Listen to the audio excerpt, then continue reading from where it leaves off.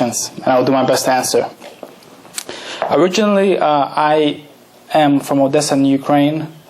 I came to the United States when I was 9 years old. The only thing that I remember of being Jewish back in Odessa was that my father used to buy matzahs on Passover.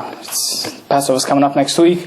So when our neighbors would be having Easter eggs, we would have matzah. And I remember that was one of the very few things that separated us from everybody else. When my family first came to New York, we were in Brooklyn. The first time that I saw people with yarmulkes and beards walking down the streets. So I went to public school. I went to third grade. In my family, pretty much like every other family, didn't really have a lot of money. So I didn't speak English. Had the same clothes that I wore in Russia. Kind of cheap slacks, cheap sneakers. Looked like mini Borat. So a lot of kids made fun of me. It took a little time to get used to the culture, to get used to the language. When I was 13, I joined Starrett City Boxing Club, and from the first day, I felt like a kid in a candy store. Somehow, when the first day that I walked into the gym, the atmosphere completely overtook me, and at that time, many kids trained there. There were national champions and New York champions, my age, much more experienced than I was. I was one of the few white kids in the gym. Yeah. Thank you.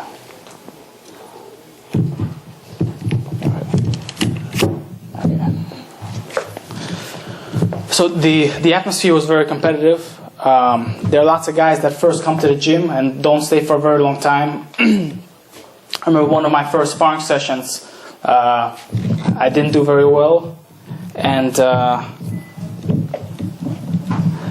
the coach that was working with me asked me, "So are you gonna come back tomorrow?" And I told him, "Yeah, I'll be back tomorrow." And day after day, I was coming, I was training hard, and bit by bit, time by time, I was doing better and better. And that time really helped me, really before I started going to the synagogue, helped me establish my personal relationship with God, because every time I get into the ring with these guys, they try to kill me.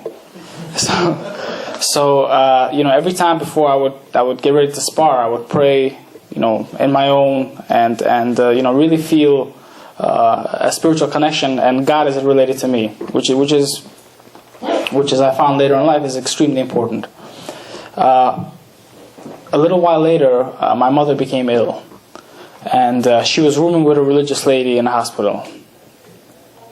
One day I came to visit my mother, and the lady's husband came to visit the lady that was rooming with my mother, and we began a conversation. I was always religious. I always believed in God. I just wasn't observant, And I had many questions about God, about Judaism, about the people that I saw on the streets with beards and yarmulkes. And we had a great conversation. He took my address and my phone number and gave it to a local rabbi. His name is Rabbi Zalman Lieberov. And Rabbi Zalman began to call my house many times. And I kind of felt awkward, felt uncomfortable. I've never really been to a synagogue. Here's this man that I don't know calling me. I felt awkward at first, but he called me 10 times, 20 times, 30 times, 40 times, and after 57th time, I decided that I would go and see what it's all about. And when I walked into the Chabad house, I saw people there from many different walks of life, and I was respected.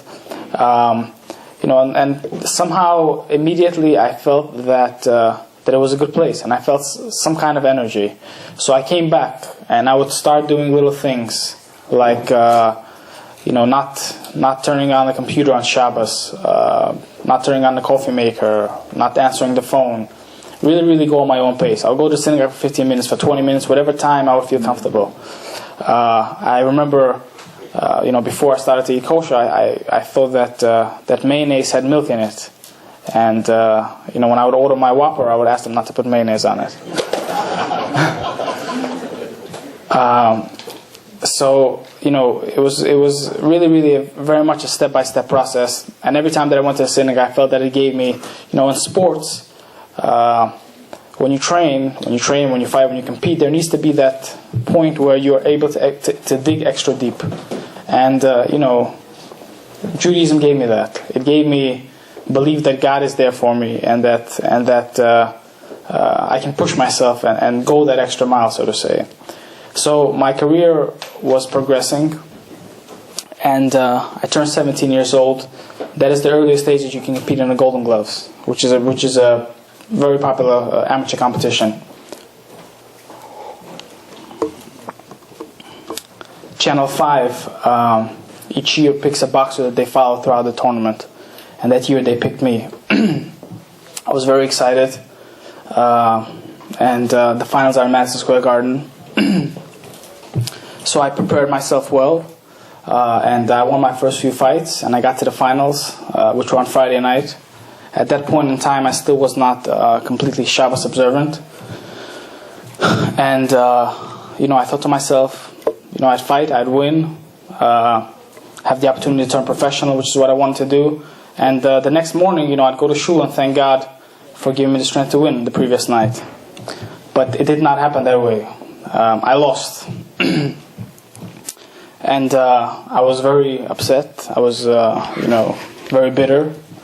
And kind of didn't really know what to do. A few months later, I got a call to go to the U.S. Championships. And, I said, I'll give it one more try. And I got myself in good condition. I came to my rabbi. I said, Rabbi Zalman, I'm going to Gulfport, Mississippi, which is where the tournament was being held. Please give me a blessing that I should do well. And he said, you have my blessing, but I suggest that you write a letter to the Rebbe, to the Lubavitcher Rebbe.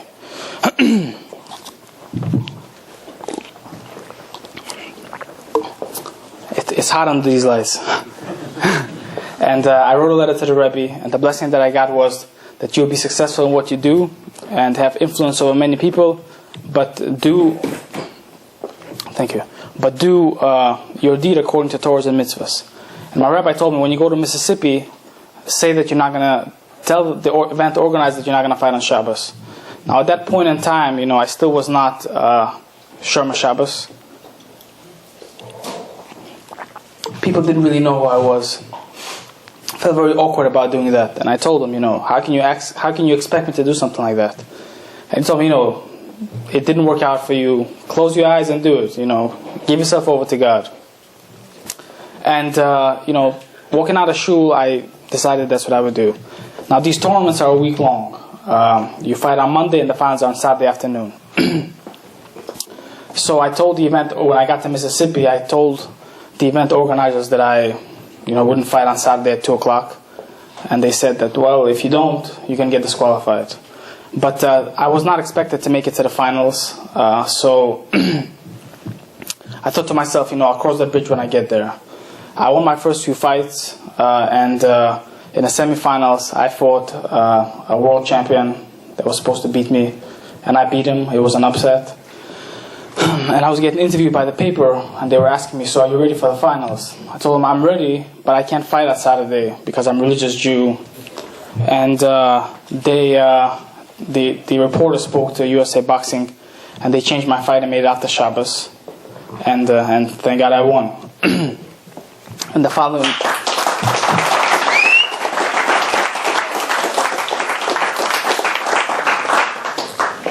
And the following year, I entered the Golden Gloves again, and I won. This time, my finals were on a Thursday night, and I got the Outstanding Boxer of the tournament, which is given to the best boxer in any weight class. That was the icing on the cake, and I was voted the most improved boxer of the year. And then I turned pro. My first fight was in the state of Washington, and it is one of the few places in the United States where there is no synagogue and there is no kosher food. So, when we came there from New York, we had to bring a whole bunch of food for Shabbos, because the fights were usually Saturday night.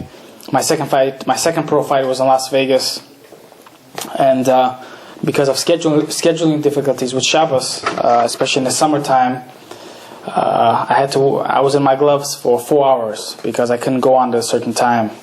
And I remember that moment very well, but thank God I won by first round knockout. And those early fights, because of TV scheduling, sometimes with Shabbos you would only really have enough time just to get to the arena, get yourself wrapped up, and go into the ring. I remember there was this one specific time that I really had no time to warm up. I just had to get wrapped up and go into the ring. And first round I was very slow, and the second round I knocked the guy out. And before the fight we did Havdalah in the locker room. And one of the trainers, an older black man, his name is Jimmy O, he said, what's that thing you guys did in the locker room? Let's do it every time.